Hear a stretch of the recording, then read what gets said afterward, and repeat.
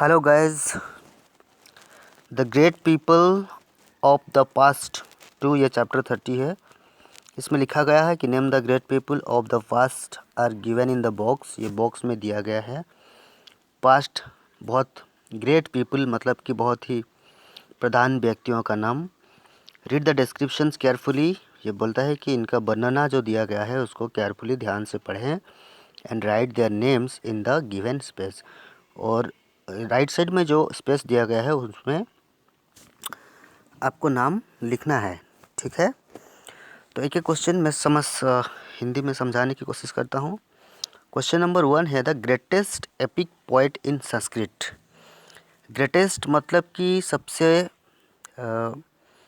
महान। एपिक मतलब कि एपिक का मतलब होता है महाकाव्य। पोएट मतलब रचयिता इन संस्कृत। तो यहाँ को बोलता है कि सबसे ग्रेटेस्ट, सबसे महान महाकाव्य रचयिता इन संस्कृत में उनका नाम क्या है। He wrote the Shakuntala. जी, शकुंतला एक एपिक्स है, एक महाकाव्य है, ठीक है। तो किसने लिखे हैं और ये संस्कृत में था। तो आंसर मेरे हिसाब से तो कालिदास होना चाहिए, कालिदासा, ठीक है। तो क्वेश्चन नंबर 2 का है द फेमस राज्य of Vijayanagar kingdom.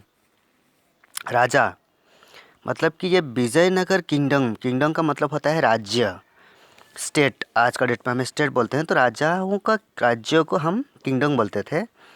So the most famous राजा, जो विजयनगर किंगडम या विजयनगर राज्य में सबसे फेमस प्रसिद्ध राजा का नाम क्या था। And the last great Hindu ruler of southern Indian.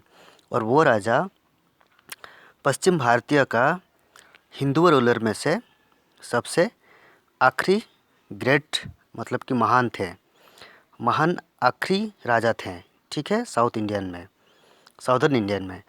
तो ये है उस क्वेश्चन का मतलब और उसका आंसर है शायद कृष्णा देवा राया, ठीक है। नेक्स्ट क्वेश्चन नंबर 3 बोलता है the famous law giver, the author of Manu Smriti. ये मनु स्मृति जो होता है ये एक लॉ गिवर है, मतलब कि लॉ गिवर जिसको बोलते हैं कि शास्त्रकार, ठीक है।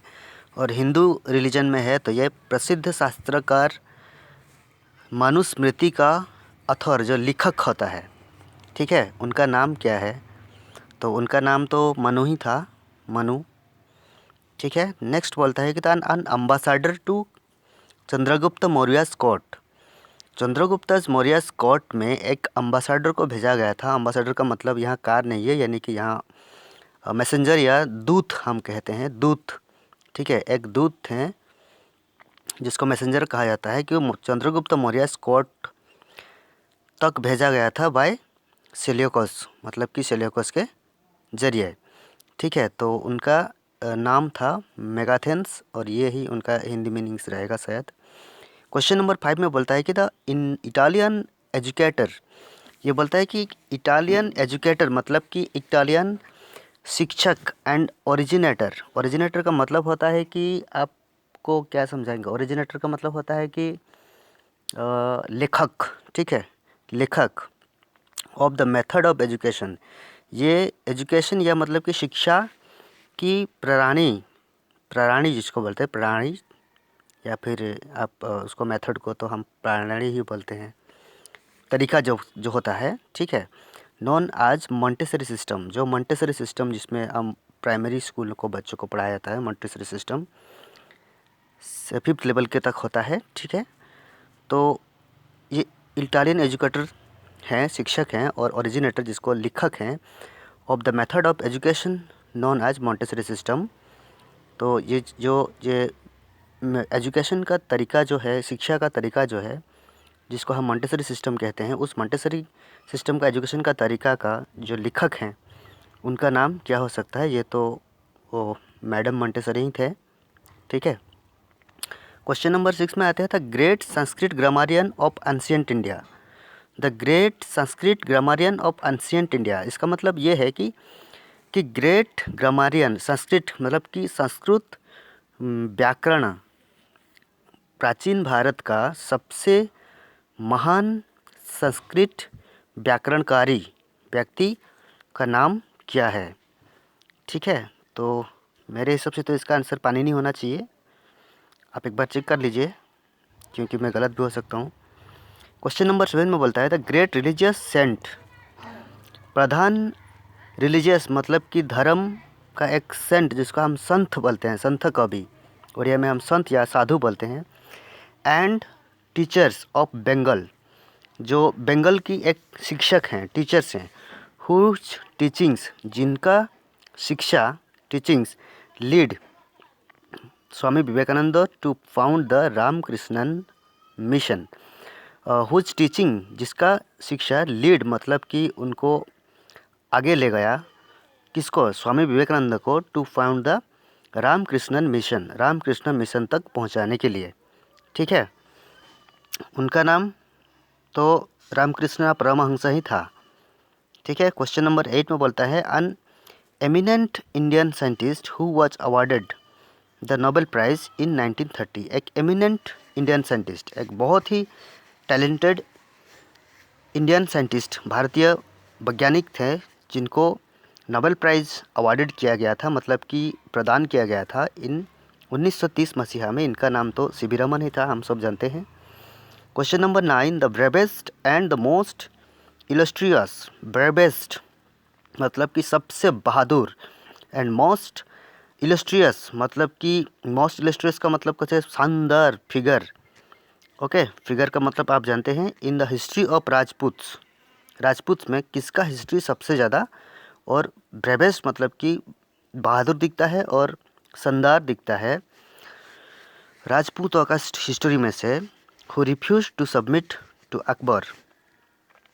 तो वो कौन थे जिन्हों उनका मतलब कि वो इंसान कौन थे, राजपूतों में से कौन इंसान थे हु रिफ्यूज्ड जिन्होंने मना कर दिया कि इसे अकबर, राजा अकबर को सबमिट करने के लिए, यानी कि पेश करने के लिए।